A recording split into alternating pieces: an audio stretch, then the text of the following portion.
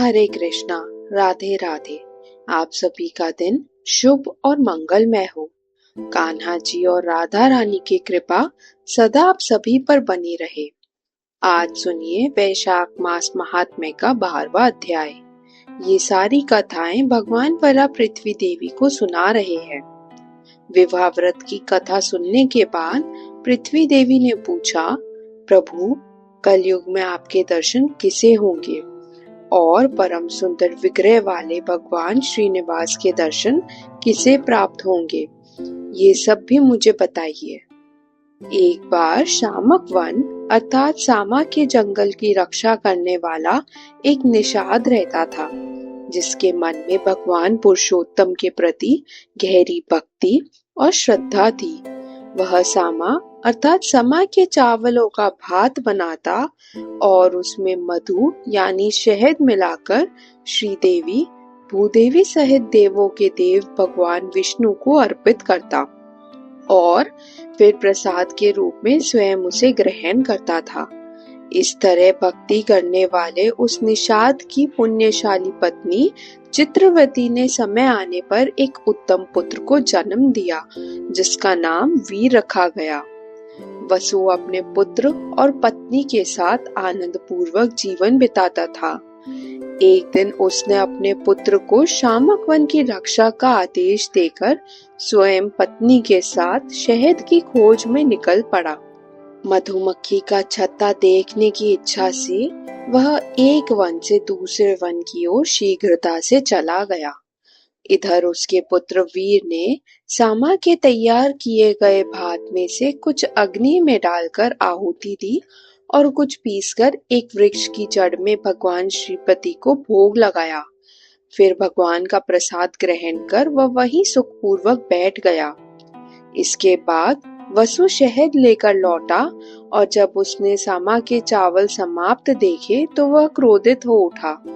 उसने अपने पुत्र को डांटा और अत्यंत गुस्से में तलवार लेकर उसे मारने के लिए हाथ ऊपर उठा लिया।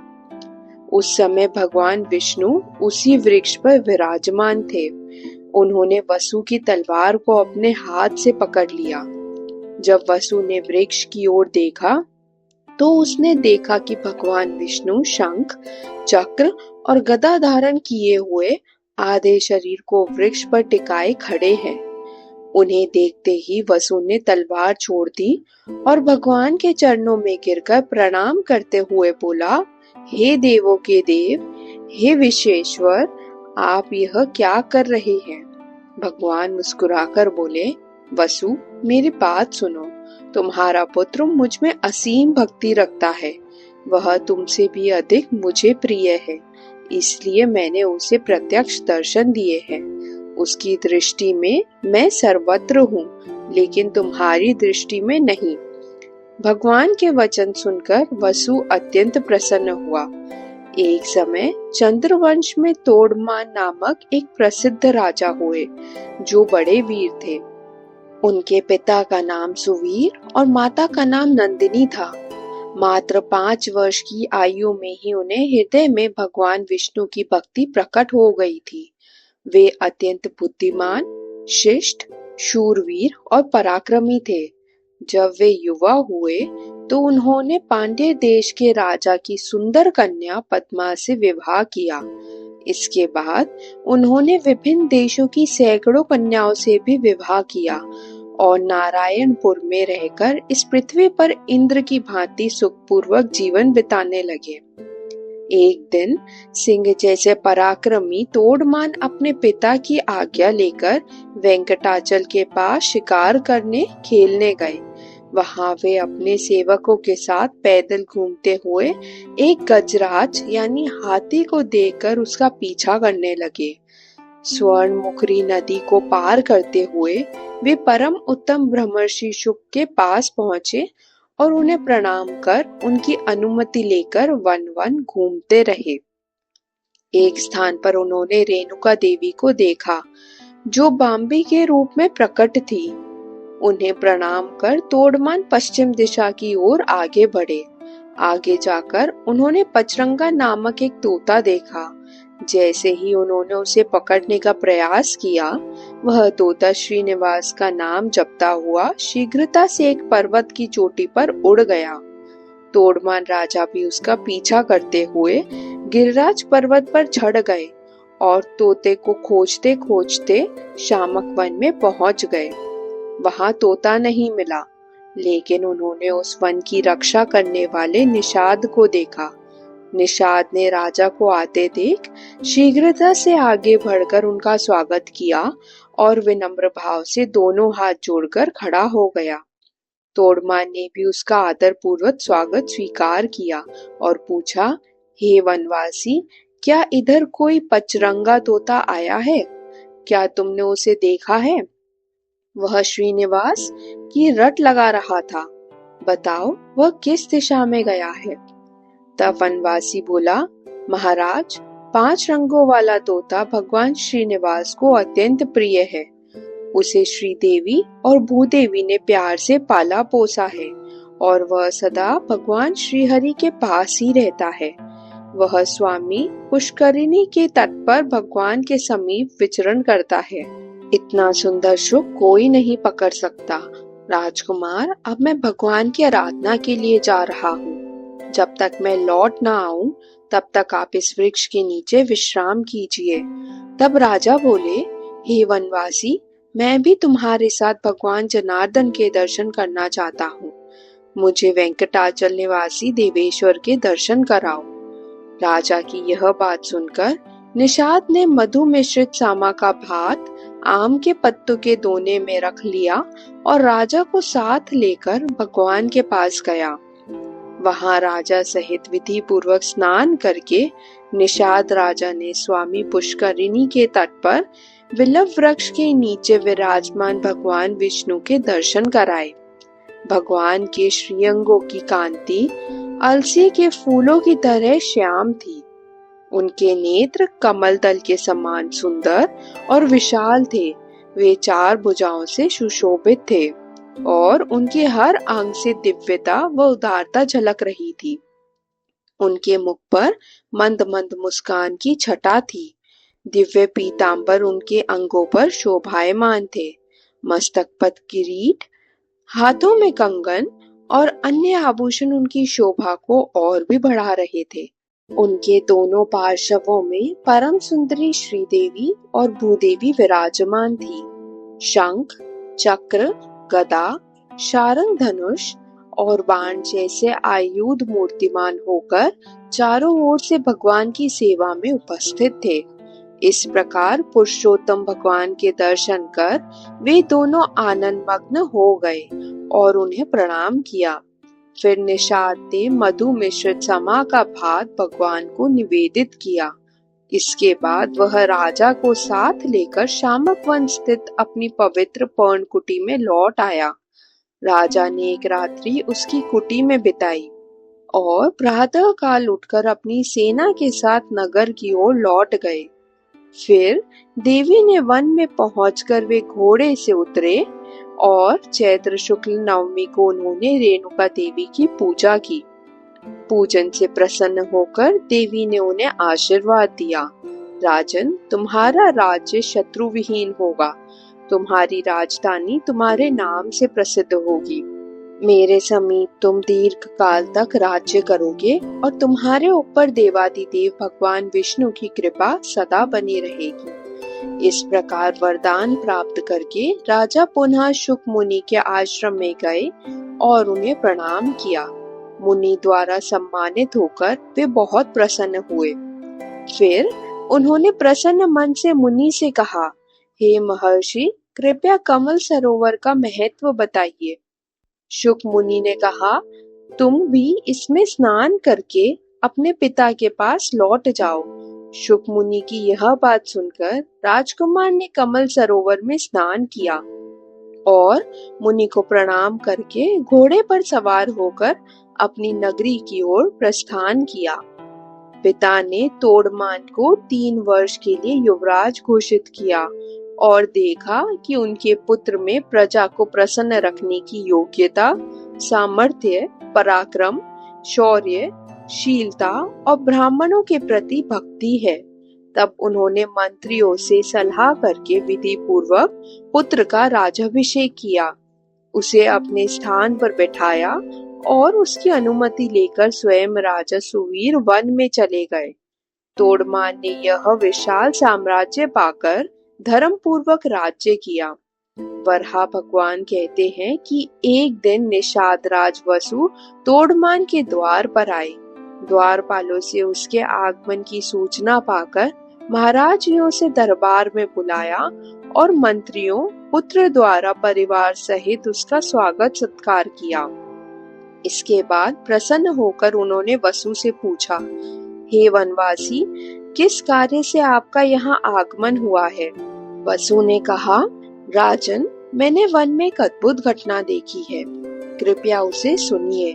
रात में एक सफेद रंग का वराह यानी सुअर आकर मेरा सारा सामान चढ़ने लगा। तभी मैं अचानक मूर्छित होकर पृथ्वी पर गिर पड़ा।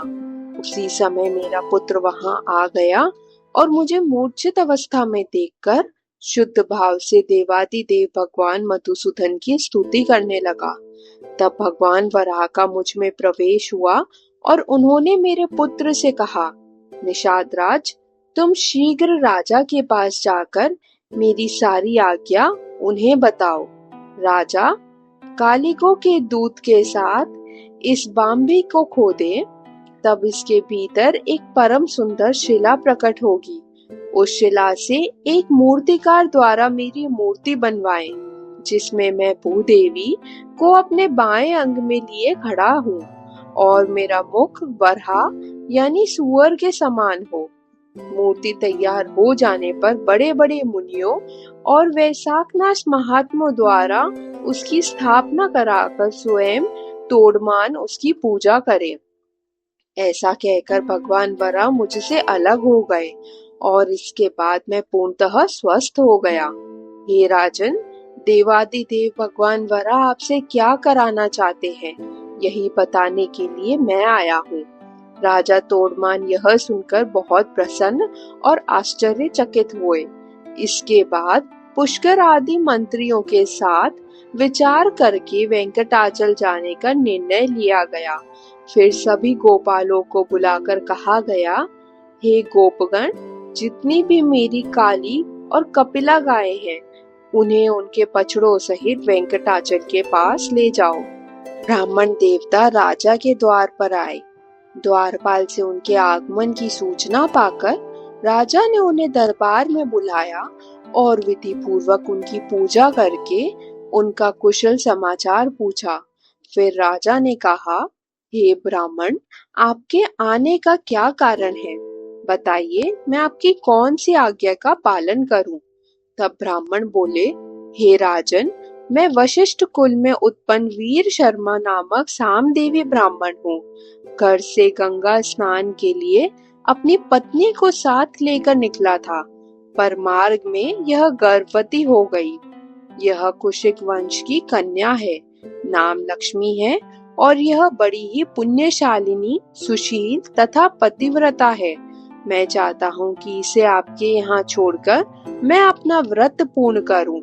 महाराज, जब तक मैं लौट कर ना आऊं, तब तक आप इसकी रक्षा करें। ब्राह्मण की बात सुनकर राजा ने 6 महीने के लिए चावल और धन देकर ब्राह्मणी को अंतःपुर में एक घर दे दिया। अपनी पत्नी को वहीं रखकर वह ब्राह्मण प्रसन्नता पूर्वक गंगा स्नान के लिए चले गए। उत्तम क्षेत्र प्रयाग में भागीरथी गंगा के तट पर पहुंचकर उन्होंने स्नान किया। वहां से काशी गए और 3 दिन रुककर फिर गया पहुंचे। वहां श्रेष्ठ ब्राह्मणों ने अपने पितरों का श्राद्ध किया। इसके बाद अयोध्यापुरी की यात्रा की।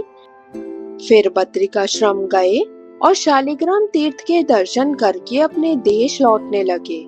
इस पूरे समय में 2 वर्ष बीत गए।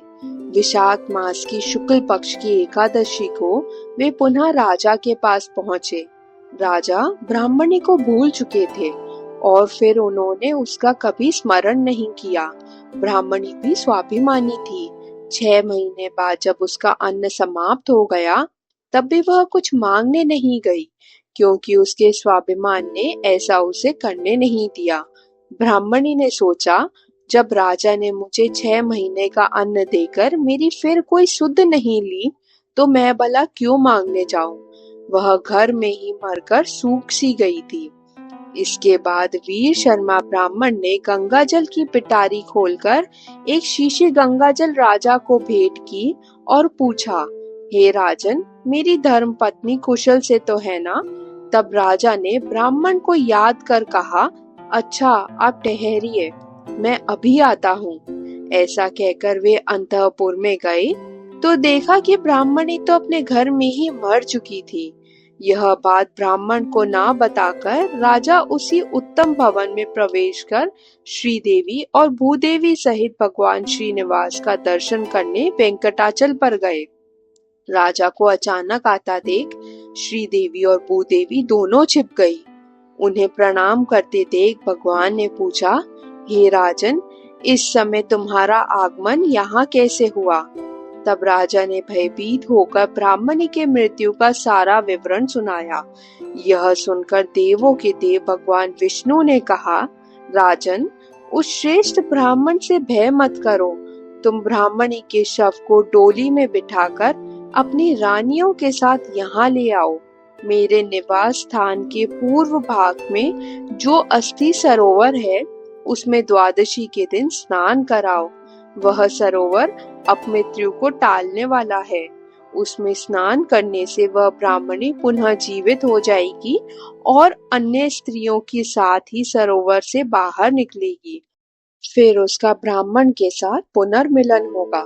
भगवान श्रीनिवास का यह वचन सुनकर राजा ने जो कुछ भी किया, उसका वर्णन आप सभी अगले अध्याय में सुनेंगे। कथा को अंत तक सुनने के लिए आप सभी का बहुत बहुत धन्यवाद। प्रिय भक्तों, आपने अभी अभी वैशाख मास की महिमा से भरपूर इस दिव्य अध्याय वैशाख महात्म्य के 12वें अध्याय को सुना। इस अध्याय में निषाद की भक्ति, तोड़मान राजा की भक्ति यात्रा, श्रीनिवास के अद्भुत दर्शन और ब्राह्मणी की करुण कथा जैसे अनेक अद्भुत प्रसंग सुनकर मन श्रद्धा से भर गया। यह कथा हमें सिखाती है कि सच्ची भक्ति, सेवा भाव और धर्म के मार्ग पर अडिग रहने से भगवान स्वयं प्रकट होकर अपने भक्तों की रक्षा करते हैं। साथ ही यह भी स्पष्ट होता है कि प्रभु के वचन और उनके स्थानों की महिमा अनंत है, जो जीवन की हर कठिनाई को दूर करने में सक्षम है। आप सभी से निवेदन है कि अगर आपको यह कथा श्रवण करके आनंद और शांति की अनुभूति हुई हो, तो कृपया इस वीडियो को लाइक करें, कमेंट में जय श्री हरि लिखें और अपने प्रियजनों के साथ इसे जरूर साझा करें। ऐसी ही दिव्य और प्रेरणादायक कथाएं रोज सुनने के लिए चैनल आस्था सूत्र को सब्सक्राइब करें और बेल आइकन दबाएं, ताकि कोई भी अध्याय आपसे छूट ना जाए। हरे कृष्णा, राधे राधे, जय श्री हरि, जय वैशाख महात्म्य। आस्था सूत्र, श्रद्धा का सूत्र, भक्ति का संगम।